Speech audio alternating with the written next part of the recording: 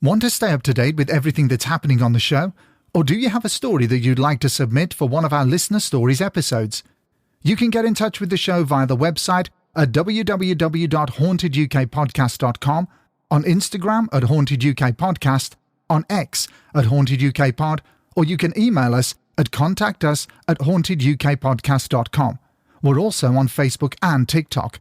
And if you want to support the show, you can do it via either Patreon or Ko-fi. Both platforms have exactly the same content, but work in slightly different ways.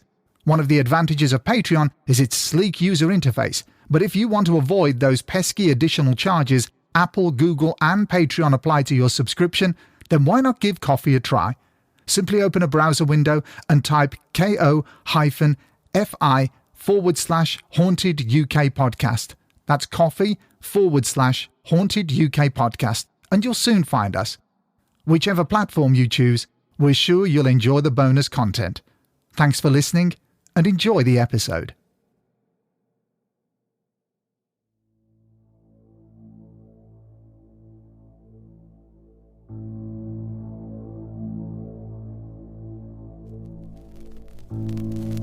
Putting the case for psychic research has never been easy. Researchers have to overcome many obstacles when presenting the results of their labours to the wider community.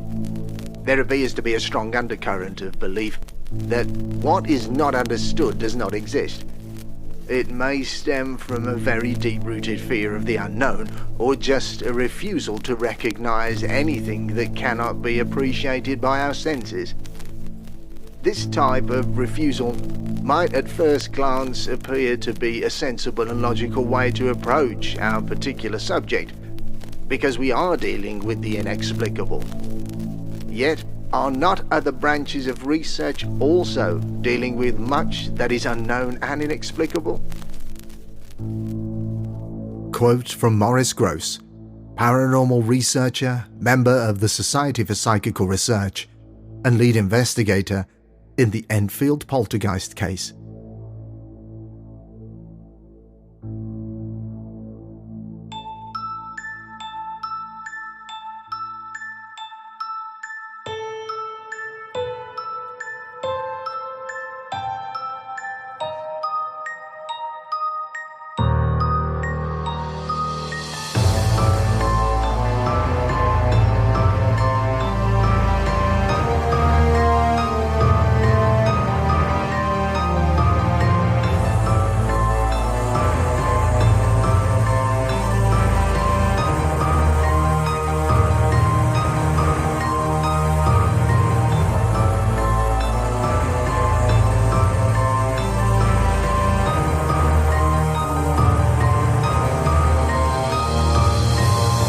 This is episode 51 of the Haunted UK podcast, and in this episode in our Enfield Poltergeist trilogy, we go into what could have happened between 1977 and 1979 at 284 Green Street.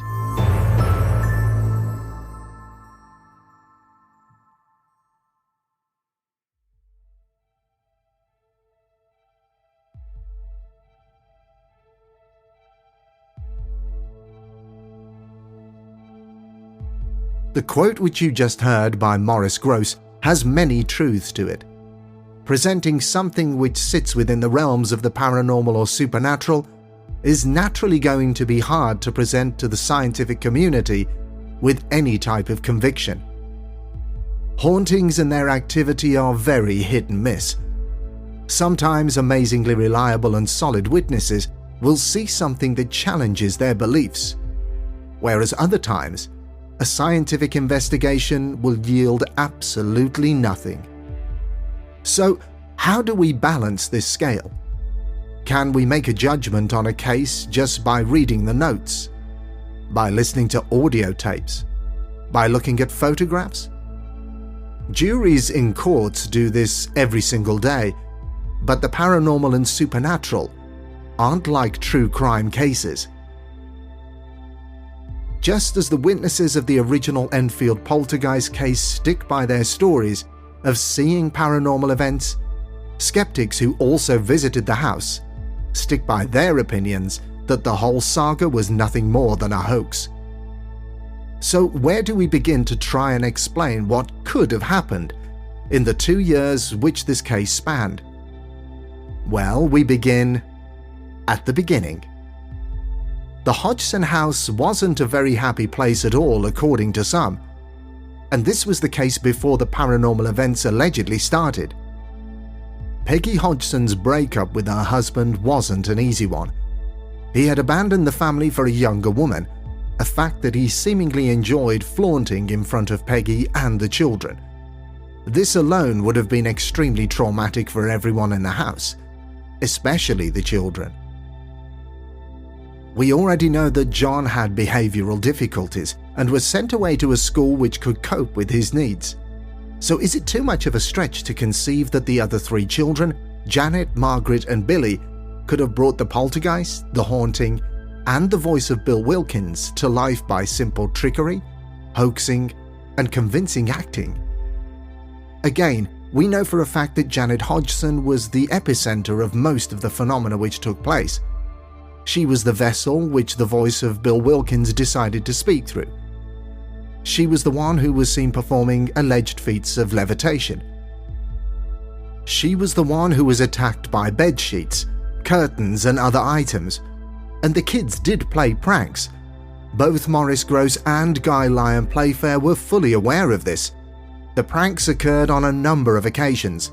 Janet, especially, was caught red-handed lots of times, and importantly, the children admitted that they had tried to fool the investigators. These pranks, events which were caught either on camera or on audio equipment, were put aside and not taken into account when reports were written, but they were noted. The neighbours both sides of the Hodgsons fully believed that paranormal events were occurring inside 284 Green Street, and they also found Peggy Hodgson to be honest, trustworthy, and a credible witness. But this wasn't the case for everyone. There were and still are a large number of respected skeptics who feel that the Enfield case is nothing more than a hoax. Let's first of all examine Anita Gregory's arguments against the validity of the Enfield Poltergeist. Gregory unfortunately passed away in June 1984, aged just 59, but she was probably the most noted skeptic of the Enfield case. She visited the house frequently, interviewed witnesses, and saw signs of what she felt were trickery and dishonesty. Anita was also a member of the Society for Psychical Research and knew both Maurice Grosse and Lyon Playfair, and had numerous clashes with both of them regarding the investigation into the events which allegedly occurred at the Hodgson residence. The important thing to remember about the Society for Psychical Research is that it's not just for the believers of paranormal and supernatural phenomena. There are many respected skeptics who are also members. Anita Gregory first visited the Enfield house on the 18th of September 1977, and this was at the insistence of none other than Lyon Playfair himself. Although Gregory made no notes during her first visit, she recalled a number of things which she clearly remembered. At the house, she saw Peggy slap Billy across the face, a punishment which she dealt out because of Billy breaking an item. This made Billy cry. The TV was also switched on throughout this first visit, and the volume was at an almost uncomfortably loud level. Anita spoke to Billy after he'd been given the chance to calm down, but she found that his speech impediment was so severe that she had difficulty understanding him fully. She also said that she met Peggy's sister-in-law, who claimed to have seen a book rise into the air, travel horizontally, and then drop to the floor. In addition to this, she'd witnessed Lego bricks and marbles being flung across rooms when there was no one there to throw them, but all of this was supported by zero evidence. On the 10th of December 1977, Anita Gregory again visited the Hodgsons along with John Beloff. If you remember, Beloff was also a member of the Society for Psychical Research and the head of Edinburgh University's psychology department. This was mentioned in the previous episode, but it's now important to see how events were viewed from both Gregory's and Beloff's perspective. Gregory wrote that neither she nor Beloff witnessed anything remotely paranormal during this time, but was surprised to find that both Grosse and Playfair had already been convinced of the validity of the haunting. The family were all friendly and the atmosphere was welcoming, but there were several odd things which was stated not only by Grosse and Playfair, but also by Peggy Hodgson's brother, John Beloff. All three said that the poltergeist phenomena was at its most intense when the time was 25 minutes to an hour. Gregory stated that she kept a close eye on the time throughout her visit, but nothing ever happened at 25 minutes to any hour. Moving upstairs to the bedroom, which Janet now shared with her sister Margaret and her brother Billy, Anita noted that Janet had her own bed, but Margaret and Billy shared a bed, leaving one bed empty. She witnessed Maurice Grosse enter the children's bedroom, speak to the poltergeist, and then leave. Again, strangely, Grosse told her that the poltergeist wouldn't do anything if it knew someone was watching. The bedroom door was left slightly open, and within a few seconds a thump would be heard. Upon entering the room, Janet would be found on the floor giggling, claiming that she'd been thrown out of bed. Anita stated that whenever she would look through the crack in the door to see what was happening, she would find Janet looking directly back at her. In another statement, which was also strange, Maurice Grosse commented he was certain that Janet couldn't see any of us, but the poltergeist could. Gregory then witnessed Maurice Grosse encouraging Janet to jump out of bed, but she insisted that she couldn't do this, and only made a weak attempt to jump from her current position. In Anita's and Beloff's opinion, Janet was just simply jumping out of bed and then probably making the thudding sound of her landing afterwards. A very, very valid explanation. Anita found more and more evidence which strongly suggested to her that it wasn't just the children who were playing their part in this theatrical display. She felt that both Maurice Grosse and Lyon Playfair were guilty of encouraging this whole scenario to continue, and she made them more than aware of her feelings. It seemed that even when both Playfair and Grosse were open to bringing the investigation to an end, their actions completely contradicted their words. Gregory also noted that when she spoke to Peggy's brother, he made a point to get across just how much she hated her ex-husband. He would apparently turn up every Saturday and bring an amount of money to help Peggy with the children. It was always suggested that it was her ex-husband who was responsible for Billy's speech impediment because of his constant berating of his son. Anita put forward her concerns to both Grosse and Playfair, stating that instead of there being one unsatisfactory father figure in the family dynamic, there were now three: Peggy's ex-husband, Maurice Grosse, and Lyon Playfair. She insisted that it was extremely bad for the children to be continuously kept awake at all hours, waiting for the poltergeist to perform. Grosse obviously disagreed, calling Anita Gregory's comments Freudian. Gregory was also present when the voice of Bill Wilkins spoke through Janet and was yet again unconvinced that this was an example of paranormal phenomenon. Instead, she was completely shocked and surprised by how easy it seemed that the investigators were completely convinced that any skeptic would find it hard to question the validity of the voice and its source. In Anita Gregory's opinion, this put both Maurice Grosse and Lyon Playfair's investigative methods in serious doubt.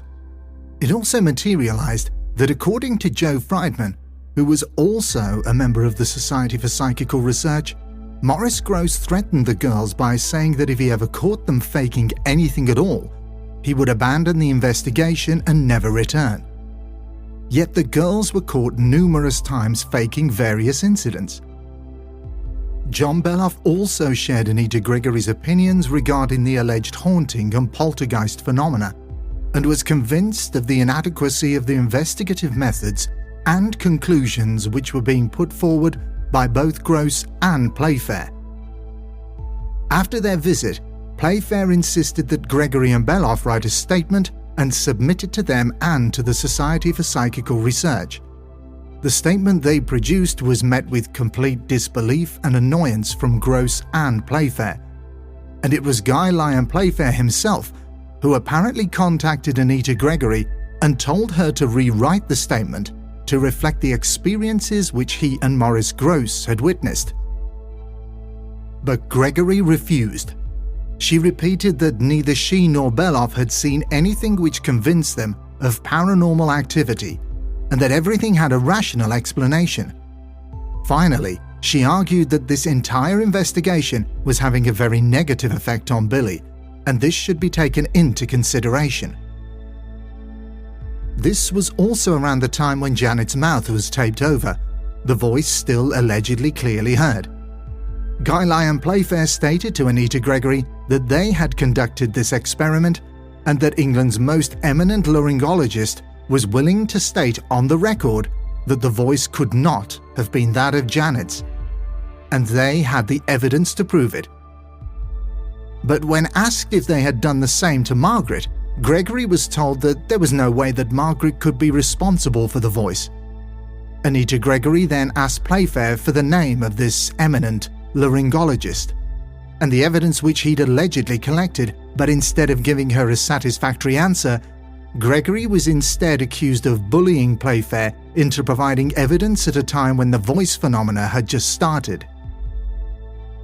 According to Gregory's notes, her next visit was 10 days later, and she was met by the usual people at the Hodgson's home, with the exception of John Hodgson, who was now back from boarding school, and Dr. Hugh Pincott.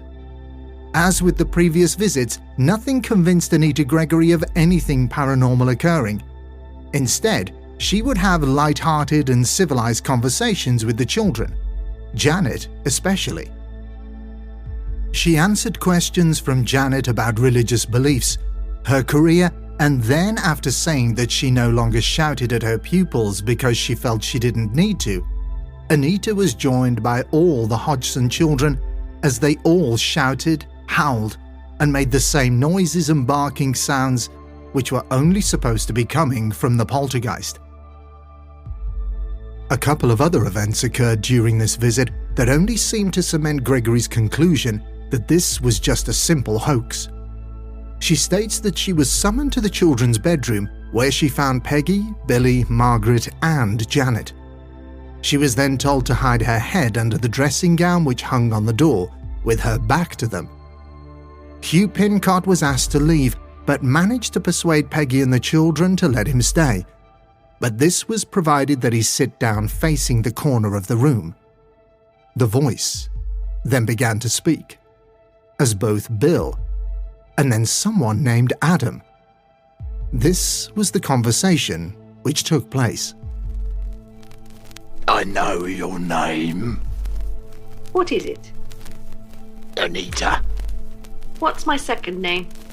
Gregory. What's my job? Teach. Teach whom? Children. No. Older pupils of 21. I like ice cream and jelly and chocolates. You got your hair different. How different? Anita had a perm, which she felt at the time to have been a minor disaster. All curly. Oh, isn't it dreadful? No. Different.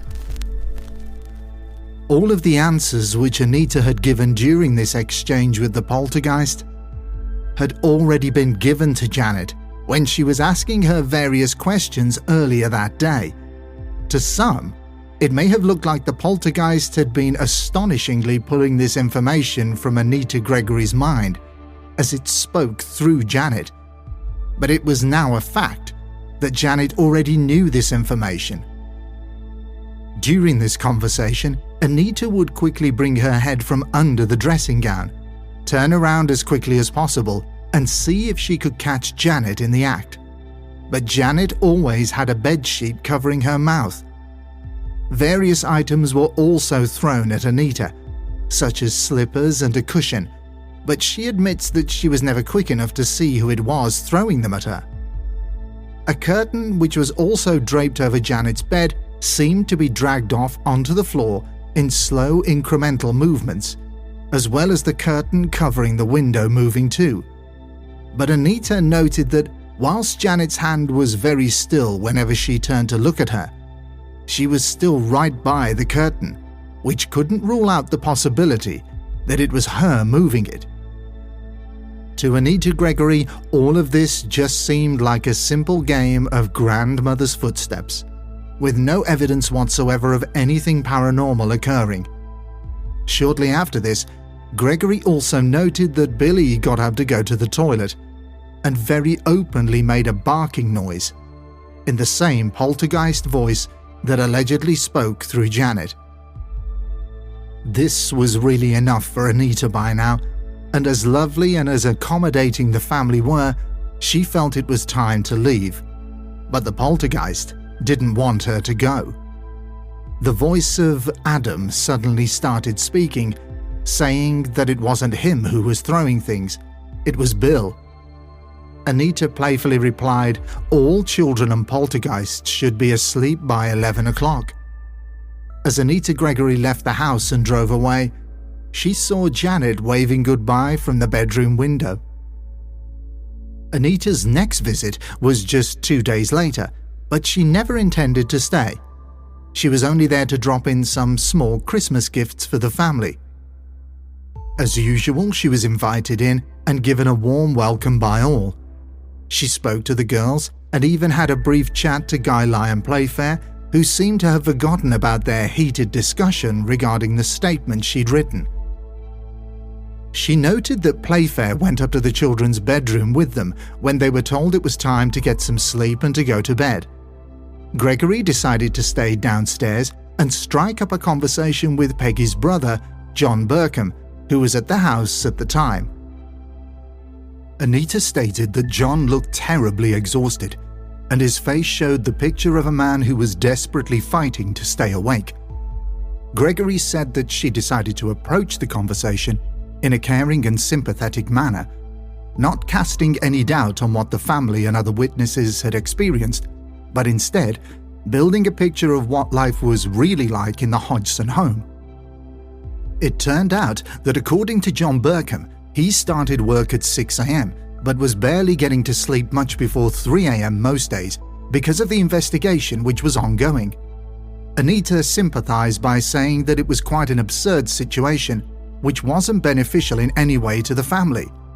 Both Playfair and Grosse didn't have the work commitments or children to get to school as Peggy did, but John soon began to open up in regard to what he really thought of the situation. He stated that the children had persuaded their mother to let them stay off school, and this was only part of the problem. He felt that Janet had taught herself the trick of speaking from deep inside herself. He also claimed she really enjoyed the fact that all of these strangers were running around like madmen because of what they believed they thought was happening.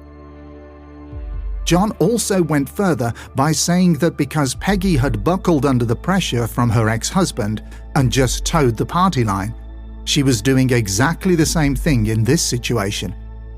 She should be standing up to the investigators and constant stream of visitors and just saying no, not tonight. But she never did, and never would. In truth, John said that Peggy loved all of the attention deep down and, quote, "This family has never been anything, and now every night is like Christmas," end quote. John said Peggy hated being in the house without a man, so the bare fact is, there were multiple ulterior motives at work here. In a frank and open statement, John Beloff said, quote, "What do you think will happen the very first evening there isn't anyone there?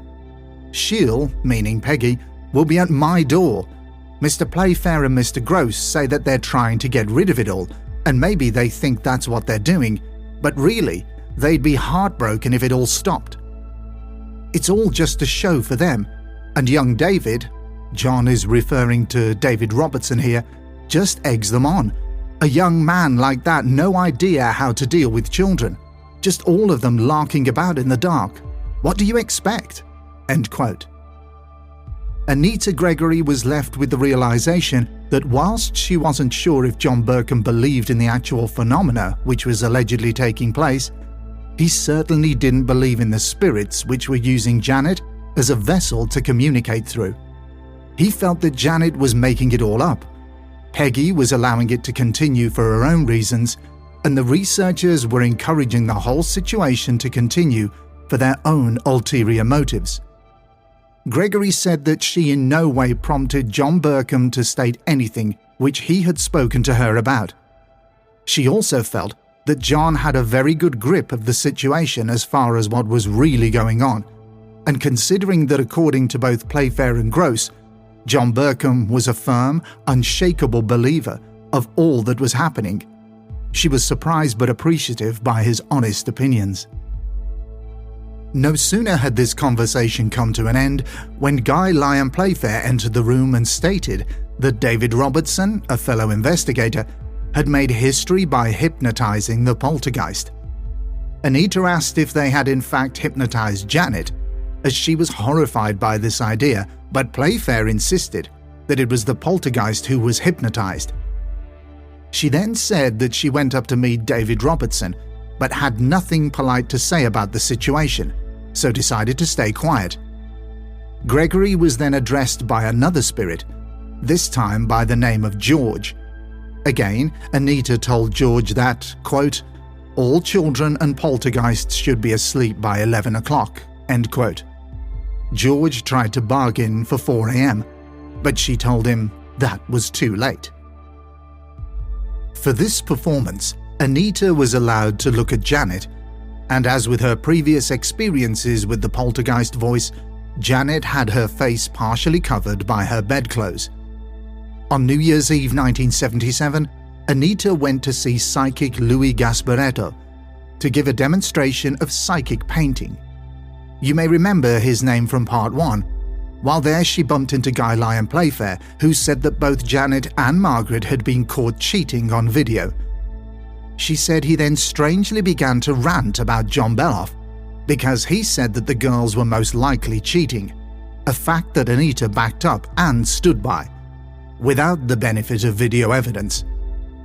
Anita, again, went to another demonstration by Louis Gasparetto on the 3rd of January 1978, and was this time accompanied by a friend. Again, Playfair was present, and again, he began to talk to Anita Gregory and her friend. He stated that both he and Grosse were now of the opinion that the voices were coming from both Janet and Margaret. Anita's friend suggested that an experienced speech therapist would probably be a valuable asset to the investigation, but Playfair countered that an ultimatum would be issued to Janet. Either she let them hypnotize her and ask her questions regarding the truth about the phenomenon taking place, or they would leave. Again, in my opinion, this screams of the same situation that Playfair found himself in when he was fooled by the tricks and mentalism demonstrations of Uri Geller. How could an experienced paranormal investigator who was trying to scientifically prove the existence of poltergeist phenomena come to rely on the use of hypnosis as a means of getting the truth from a witness? Surely other methods should have been used here. Anita's opinions regarding the lack of authenticity of the case as a whole were further reinforced when she was shown videotape footage of Janet. She was secretly filmed, blatantly bending cutlery, trying to bend a thick metal bar and jumping from her bed. This evidence was presented to Anita by Professor John Hasted on the 11th of January 1978, who had been in contact with Maurice Grosse, Guy Lyon Playfair, and David Robertson throughout the investigation.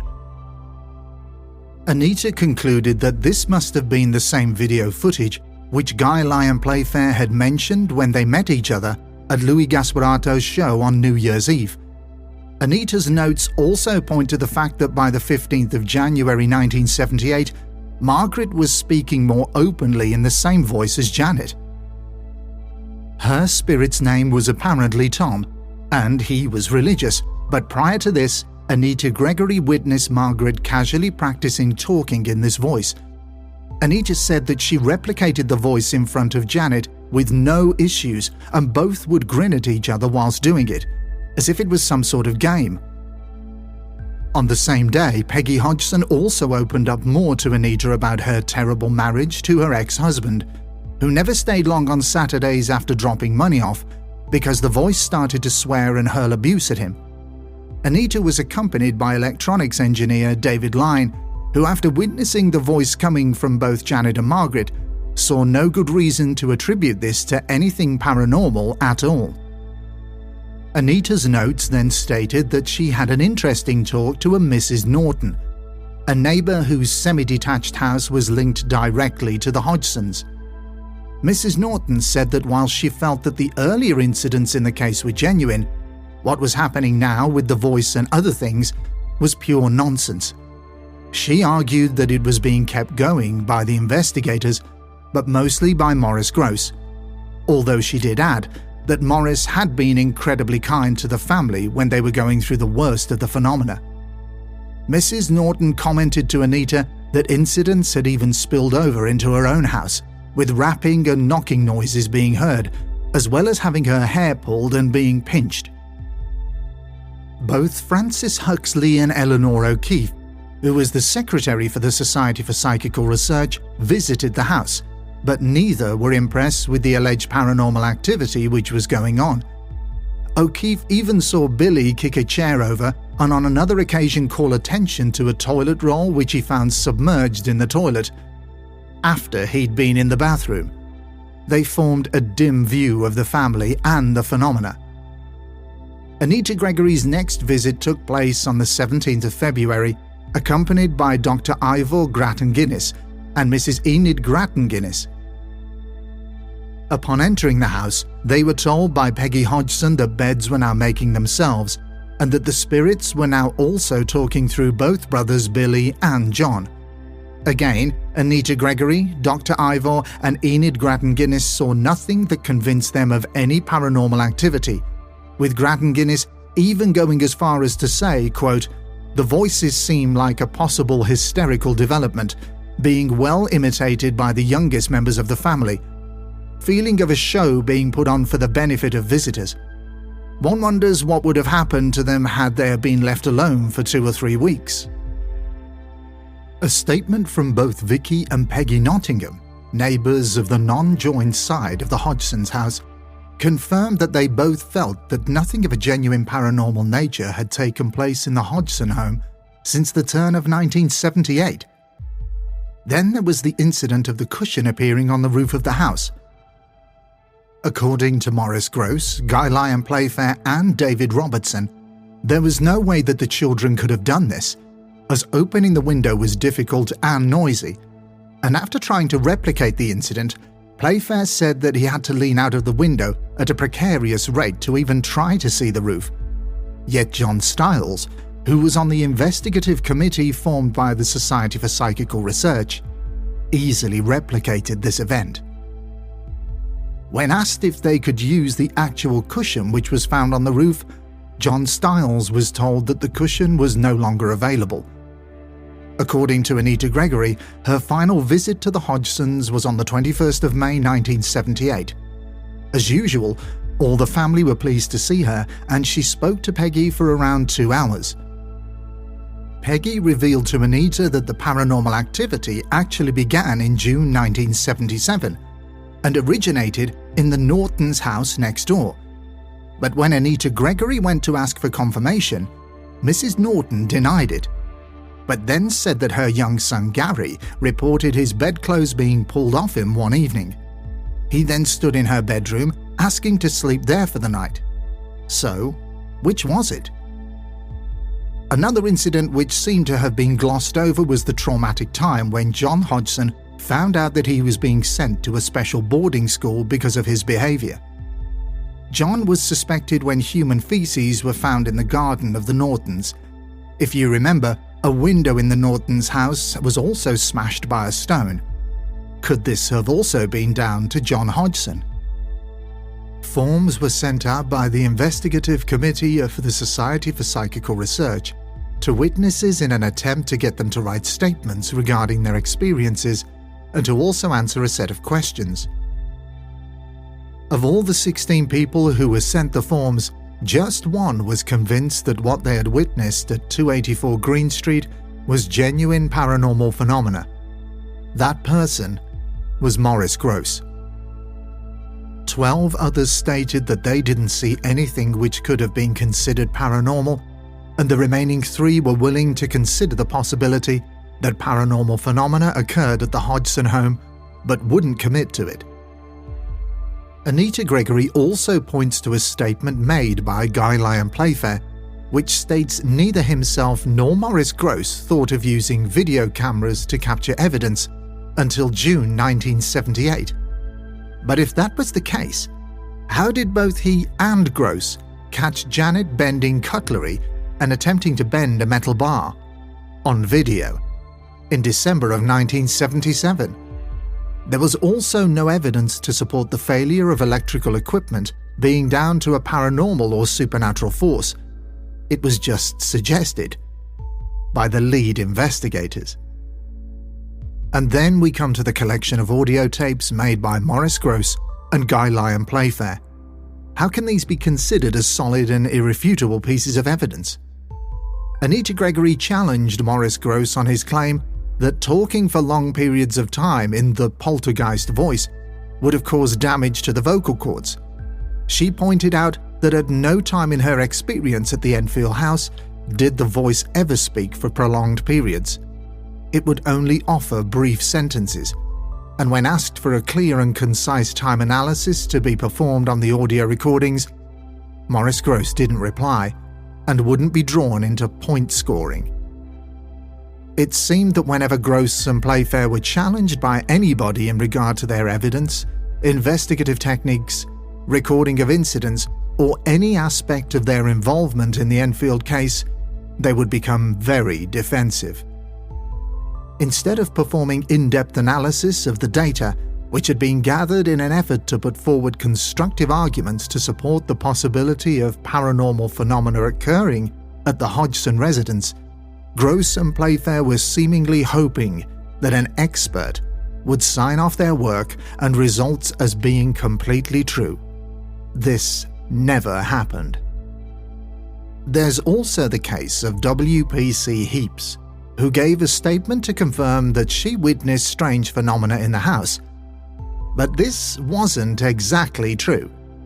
Anita Gregory got in touch with W.P.C. Heaps via telephone, and with a witness on another line listening in, Kathleen Wilson, the following statement was written and confirmed. I rang W.P.C. Heaps and she immediately remembered the incident date and time of the Enfield case episode. She said that the room was dark and the illumination was from a street lamp outside the house. She immediately said without prompting, quote, "At the time, I thought the children or their friends had done it all, but later Dr. Grosse of the Psychical Research Society told me that he and various media people have proved scientifically that the children couldn't have done it." End quote.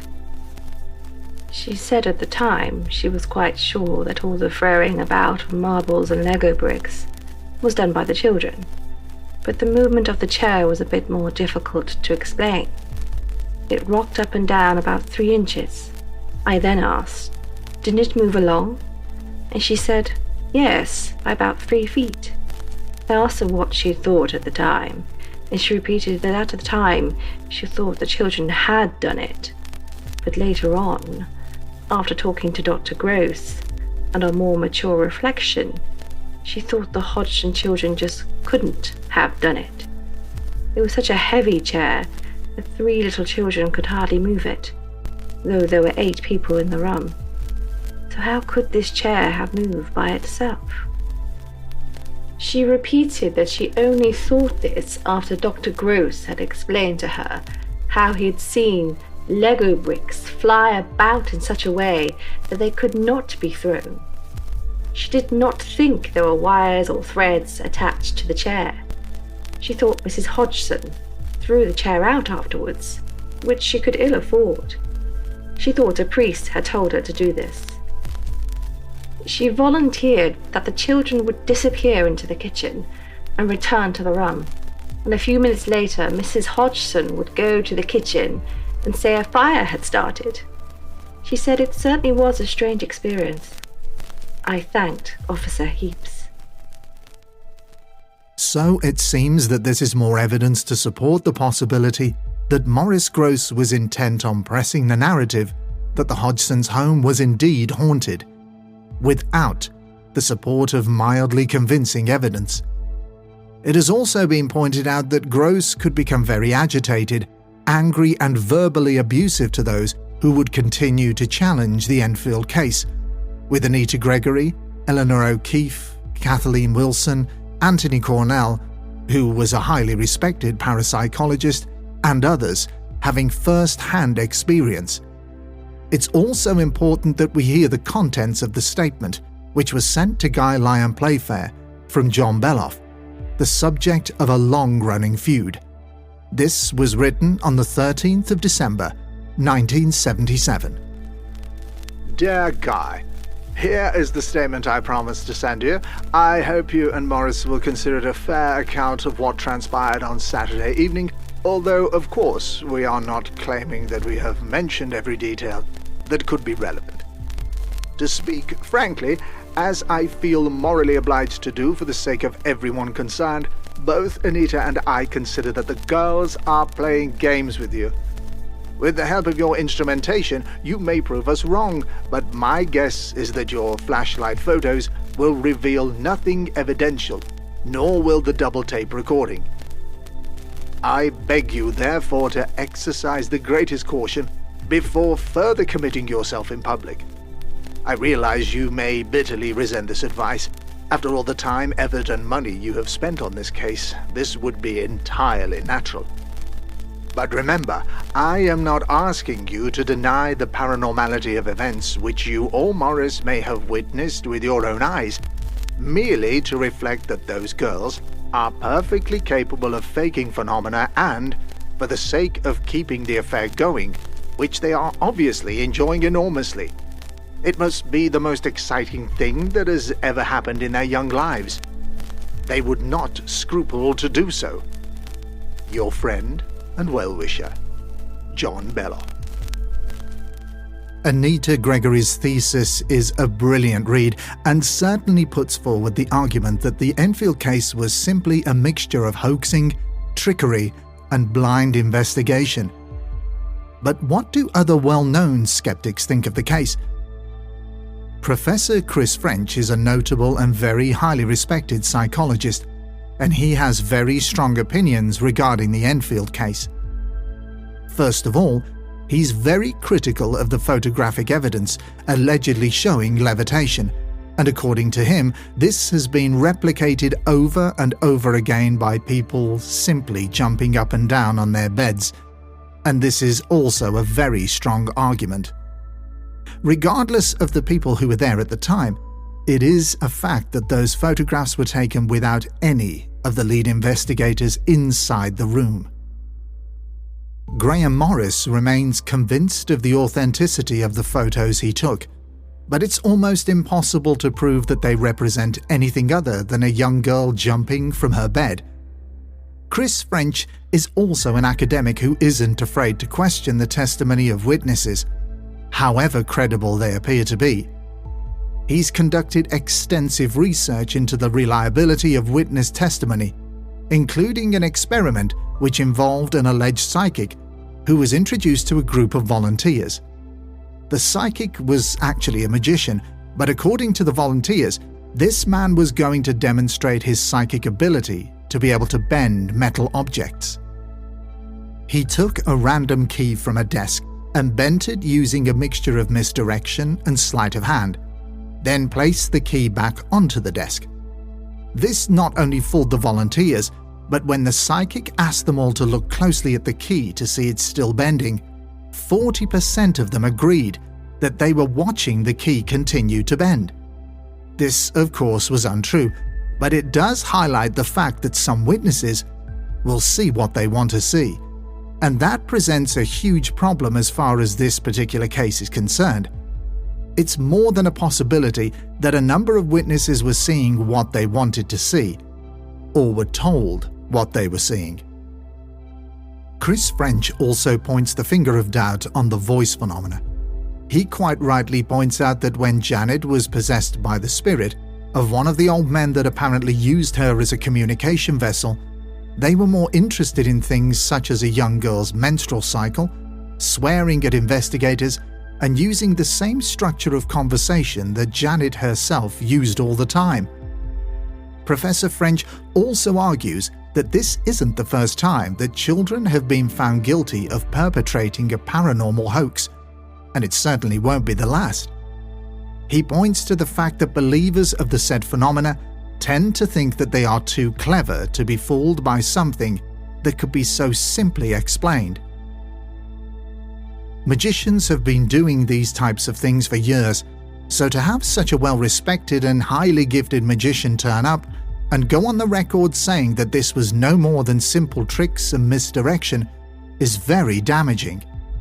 Milbourne Christopher, as mentioned in the previous episode, wasn't convinced by anything that he witnessed at all, and that was the same as professional ventriloquist and entertainer Ray Allen, again mentioned in the previous episode. When watching Janet very closely, Allen put the voice down to coming from Janet, from the diaphragm to be exact, something that could easily be replicated. US-based skeptic Joe Nickell also has his opinions on the Enfield Poltergeist. He feels that the lead investigators were constantly giving the phenomenon too much credit instead of actually performing scientific tests in controlled conditions. He notes Guy Lyon Playfair's statement after an incident where the voice spoke through Janet.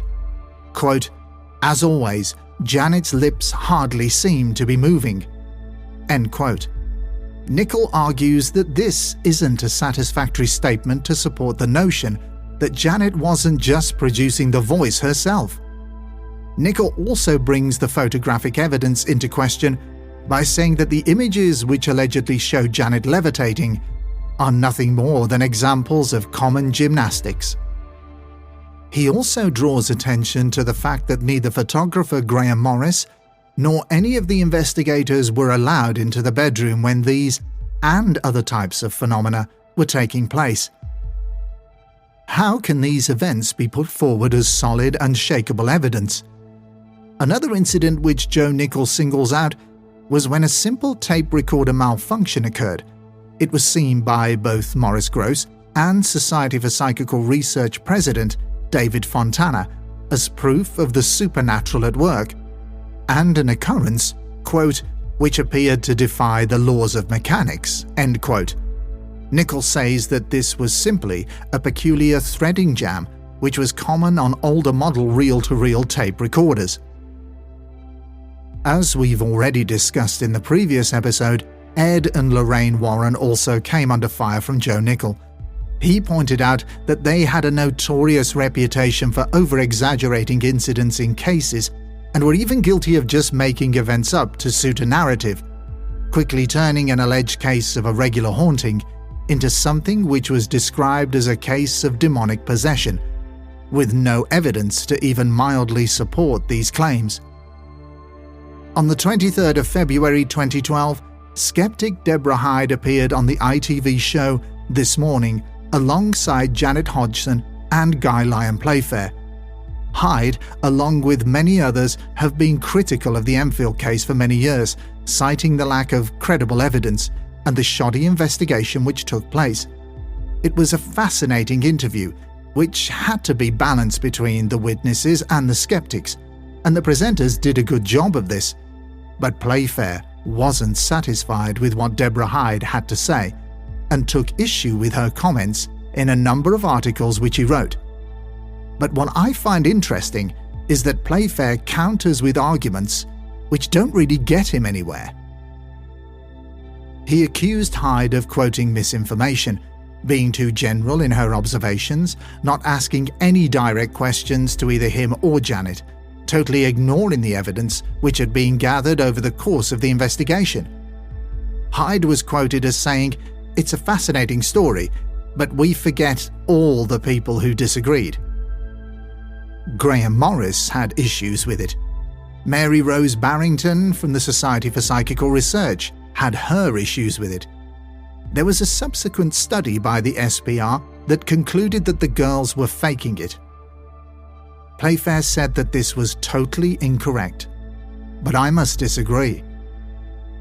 Regardless of how many photographs Graham Maurice took, all they showed were images of the children doing things which could easily be replicated. When he was struck on the forehead by the Lego brick, there was no evidence to suggest that this was paranormal in nature. And Maurice even said that he felt Janet was jumping when that famous photograph was taken. In an interview with The Times, Graham Maurice said this when asked if he thought Janet was levitating, quote, "No, but then I'm in a house with members of the Society for Psychical Research. They went, 'Oh, she's levitating.' I just stared back. I wasn't there to make any claims." End quote. He also felt that the voice phenomenon had pushed the envelope of the case too far. In later interviews, Graham Maurice seems to deny that he ever said that the photographs simply showed Janet jumping. The Society for Psychical Research did indeed set up a commission panel to go over the evidence and interview witnesses, and we've already gone over their assessment, but I just want to draw attention to the wording of what they said. The committee concluded that there was extremely good evidence to suggest that paranormal phenomena had indeed taken place inside the Hodgson's home. The committee were undecided in regard to the voice of Bill Wilkins.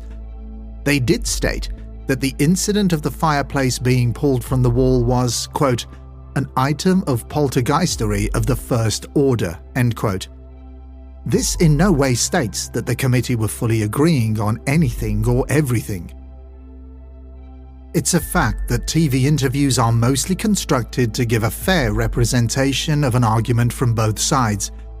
But this was impossible to do on this episode of This Morning. Accusing Deborah Hyde of being too general in her theories is a little unfair in my opinion. She didn't really have the time to go into a full-blown presentation of her reasoning behind her skeptical views on the case. And this was also the same for Janet. So focusing criticism upon this interview only is not really valid. But as we draw to the end of this episode, and to the end of our dive into the rabbit hole that is the Enfield Poltergeist, what conclusions, if any, can we take from all the information which has been presented in these 3 episodes? There is a substantial amount of source material out there regarding this case, including full transcripts of Maurice Grosse's audio tapes, countless witness testimonies, books, docudramas. The list is huge, and to go through every single piece of material would have quickly turned these 3 episodes into a full-blown podcast series. There is still so much more out there which can be learned about the investigation, the family, the methods used to gather information and data, the evidence that was put forward from those methods, the people who investigated the case and stayed with the family countless times over the 2 years that the majority of events took place in. My personal opinion regarding all of this is that if we had time to go through every single scrap of material, we probably wouldn't get any closer to a definitive answer to what really went on at 284 Green Street. In all honesty, it would probably throw up more questions than answers. Was the Enfield Poltergeist case a series of genuine events at the beginning, but which were then blown out of proportion and over-exaggerated by the family, most notably by the Hodgson children? Were the investigators guilty of being swept up in a story which to them seemed like the pot of gold at the end of the rainbow, the real thing, an undeniable series of events which could finally prove the existence of not only poltergeist and paranormal phenomena, but also the afterlife? Was it possible that something of this magnitude, which could have finally been presented to the scientific community as evidence of an area of previously unknown science, have clouded the judgment of those who were studying and investigating the case, choosing to only believe and document what they felt was important to the case, and leaving out everything else which could have shed light on what was really going on. In a sense, this is why Anita Gregory's thesis is so important. It gives a counter-opinion from the point of view of somebody who didn't see anything that they couldn't explain. It goes against the many documentaries which have been made, which are obviously put together with an element of artistic license. It gives reasoning to its conclusions. It also led to a number of exchanges between Anita and both Maurice Grosse and Guy Lyon Playfair. Grosse and Playfair would try to counter Anita's thesis, which would lead to more arguments, which I personally felt that Anita Gregory came out better from. Grosse's reputation for losing his cool when pressed about the case, and also his outright dislike of scientific presentation and debate, have never sat well with many skeptics. And whilst I have a lot of respect for Maurice Grosse and his achievements, I do tend to be of the opinion that he was at times too quick to grab onto the handles of belief, instead of asking questions first. I think we've all been guilty at some point in our lives of seeing something right in front of us, being convinced of it, only then to realize after it being pointed out that it wasn't what we first thought it was. It's incredibly difficult to put ourselves in the positions of not only the investigators, but also the family. As with all of the episodes which make up this podcast show so far, we try very hard not to shine any type of judgment or ridicule on those who have had experiences. What occurred in that house on Green Street between 1977 and 1979 may never be fully understood, but what is certain is that it will continue to trigger debate between skeptics and believers for many years to come. Both Janet and Margaret Hodgson have never changed their stories and remain solid in their belief that they experienced genuine paranormal phenomena. There was a recent resurgence of interest in the Enfield Poltergeist case when the movie The Conjuring 2 was released in 2016. The sisters did many interviews and even went back to the house where all the events took place. But as far as financial gain is concerned, none of the family benefited by becoming rich or even mildly financially comfortable.